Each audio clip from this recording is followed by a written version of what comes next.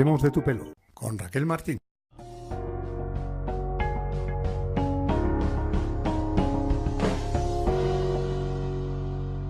Buenas tardes, soy Raquel Martín. El programa de hoy no entiende de géneros. La alopecia la pueden sufrir tanto hombres como mujeres, ya sean en edades tempranas, jóvenes o en edades más avanzadas. ¿Y por qué? ¿Por qué se nos cae el cabello? ¿Cuáles son los motivos? ¿Es cierto lo que nos cuentan sobre María Antonieta, que se despertó el día de su decapitación en la guillotina con el cabello totalmente blanco?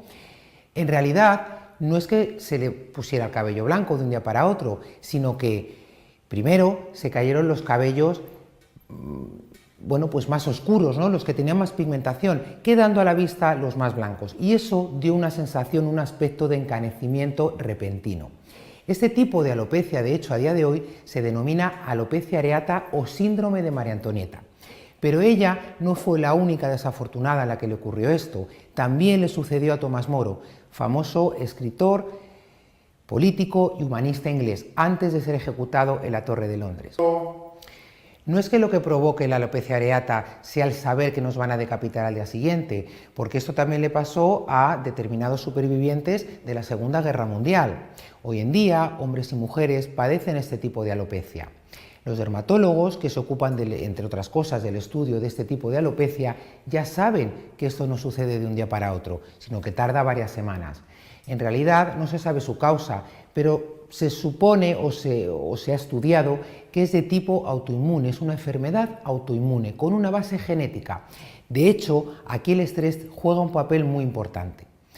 Lo bueno es que hoy en día esto tiene solución y tratamiento. Otra cosa curiosa, y es que lo he estado viendo, y os habréis dado cuenta vosotros, en las series del CSI, ¿por qué dan tanta importancia a recoger o tener muestras de cabello? Pues bien, porque el cabello acumula mucha información. De hecho, sabemos que si el cabello tiene la raíz, por ello se puede saber o determinar el ADN. Somos lo que comemos y lo que bebemos. Se puede saber incluso cuándo una persona ha bebido agua o cuándo ha sido la última vez. Todo eso nos da más pistas para hacer un seguimiento de la persona a la que pertenece ese cabello. Bien, para todo esto, hoy vamos a contar con la doctora Greter. Ella nos va a explicar los porqués de todos estos, de otros tipos de alopecia y también de la alopecia areata. A ver si ella nos arroja más luz sobre este tema que tanto nos preocupa.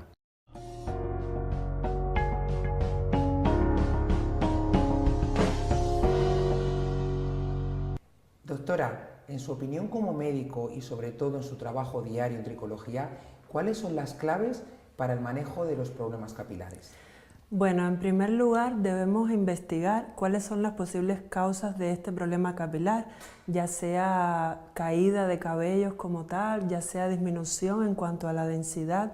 Debemos interrogar, debemos averiguar una serie de cuestiones como son la duración de este proceso, cuánto tiempo lleva con esta caída, si ha habido alguna enfermedad reciente, si la persona padece alguna enfermedad crónica, qué medicación toma de manera habitual o si ha tomado algún medicamento que habitualmente no había consumido y que en estos momentos lo ha estado tomando de manera, nuevamente, de manera inicial en estos momentos.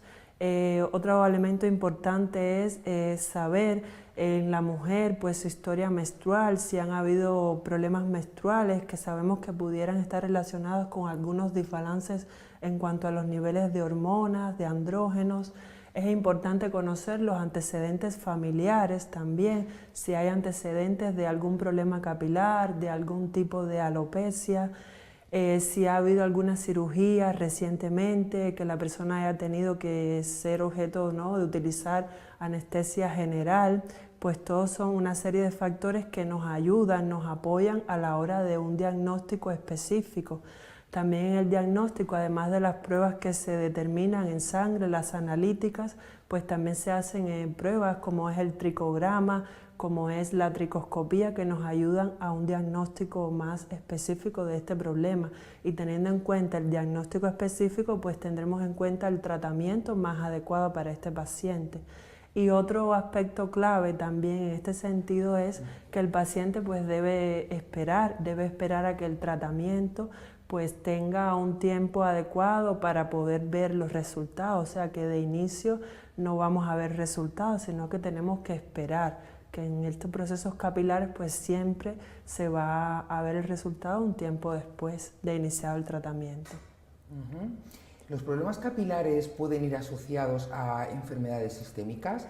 ¿Qué tipo de enfermedades son las que van más asociadas a problemas capilares?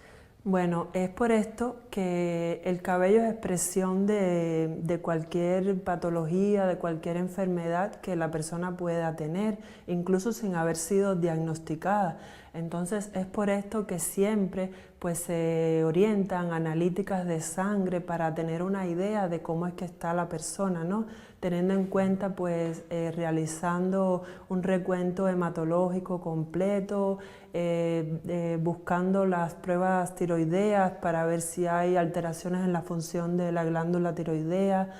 También es muy importante el hierro como tal, ver si hay déficit de hierro, no solamente si hay anemia, sino también si hay disminución en los niveles de ferritina, que son los depósitos de hierro, también el hierro en sangre y como tal la hemoglobina. Otro aspecto también importante es determinar los niveles de andrógenos en la persona y también pues la bioquímica básica, lo que es la glucosa en ayuna, los niveles de colesterol, triglicéridos, que en muchas ocasiones vemos que se encuentran de manera elevada, ¿no?, en estos pacientes. ¿Y cuáles son las alopecias más frecuentes en su práctica diaria? Vemos con mucha frecuencia los efluvios telógenos. ¿Qué son los efluvios telógenos? Pues es una caída de cabellos más marcada que lo que debe caer de manera normal o fisiológica. Ten en cuenta que cada 100 cabellos, pues cerca de 10 a 14 cabellos están en fase telógena o fase de caída. Cuando este porcentaje de caída es mayor, pues se denomina efluvio, en este caso efluvio telógeno porque son cabellos que están en esta fase telógena. Este tipo de alopecia la vemos con mucha frecuencia asociada al déficit de hierro, la vemos en la mujer después del parto, es muy común y entonces pues en la práctica diaria es muy frecuente también. En segundo lugar, pues vemos la alopecia androgenética o la calvicie común con sus variantes tanto en el hombre como en la mujer, que vemos que en este caso pues se caracteriza porque hay una disminución en cuanto a la densidad, cabellos más finos, menos pigmentados, sobre todo en la zona superior, o sea, en la zona frontal, en las zonas de las entradas, en la coronilla, y vemos que guarda mucha relación con los antecedentes genéticos que pueda tener la persona de este tipo de alopecia, pero también hay mujeres más jóvenes que hay patologías asociadas como son el síndrome de ovarios poliquísticos que también pueden desencadenar este tipo de alopecia. En ocasiones van combinadas la alopecia androgenética con un efluvio telógeno añadido. Vemos también con frecuencia la alopecia areata, que la alopecia areata es una alopecia de etiología autoinmune, de causa autoinmune, y que se caracteriza por zonas circunscritas como en forma de monedas en el cuero cabelludo, o sea, sin cabello, pero no solamente en el cuero cabelludo, sino que también puede haber afectación de las zonas corporales. En ocasiones es una alopecia areata simple, o sea, solamente una zona única, pero vemos que en ocasiones se extiende el problema un poquito más y puede haber afectación de todo el cuero cabelludo, de las cejas, de las pestañas, de la barba, incluso de los vellos corporales. Y vemos también con frecuencia, últimamente, con un diagnóstico incrementado de la alopecia frontal fibrosante. Este es un tipo de alopecia que su causa como tal es desconocida, pero sí hay ciertos factores autoinmunes que están involucrados, factores hormonales, y se caracteriza porque hay un retroceso de la línea de implantación pilosa frontal, sobre todo en la zona de la frente, en las patillas, y va retrocediendo hacia atrás. Vemos con cierta más frecuencia en mujeres, aunque también ya vemos hombres que pueden presentar este tipo de alopecia. Bien, y como médico dedicado al estudio y manejo de este tipo de pacientes, ¿qué recomendaciones le darías? En primer lugar, que si hay una persona que evidencie cualquier problema capilar, de estos que hemos hablado, de caída de cabello, de menos densidad, pues no tarde en acudir a un especialista, porque a tiempo, con el diagnóstico precoz de este problema capilar, pues el tratamiento sería mucho más eficaz, no como vemos día a día en nuestra práctica diaria, que hay pacientes que ya han llegado en un momento en que ya ha habido una pérdida marcada de la densidad, y entonces en este caso pues el resultado, el pronóstico a la hora de recuperación de esta densidad pues es diferente, ¿no? No obstante, cuando hay las soluciones o los tratamientos médicos no tienen el resultado que nosotros desearíamos, pues también están los tratamientos quirúrgicos, como es el microinjerto capilar, y bueno, los tratamientos estéticos, como sería el sistema de integración capilar.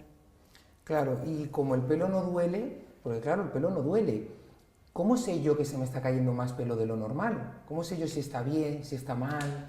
Habitualmente puede haber una caída normal o fisiológica entre 50 y 100 cabellos al día. Ya a veces ni nos damos cuenta, pero cuando esto ya es por encima de esta cifra, pues ya debemos considerar que es una caída que no es fisiológica. Sobre todo es fisiológico cuando cae el cabello durante el lavado, pero si también vemos que hay mucha caída en el cepillado, que vemos cabellos en las ropas, en las sábanas, pues ya sería también un motivo de preocupación.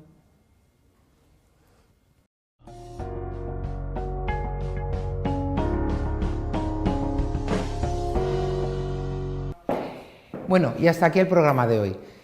Os espero el siguiente lunes a eso de las 8 menos cuarto. Sabéis que me podéis seguir en las redes sociales como Facebook, Twitter o YouTube. IM Dermatológico. #Raquel Martín. Hasta entonces, pasadlo muy bien. Os espero. El sistema de integración ha cambiado mi vida. Desde que hace 5 años me lo puse, he vuelto a salir a la calle, disfrutar, puedo hacer deporte, hacerme diferentes peinados, cosa que antes no podía. He ganado mucho en volumen, sobre todo me encuentro bastante guapa, mucho más guapa que antes, y en definitiva pues estoy feliz. En IMD solucionamos tus problemas de alopecia.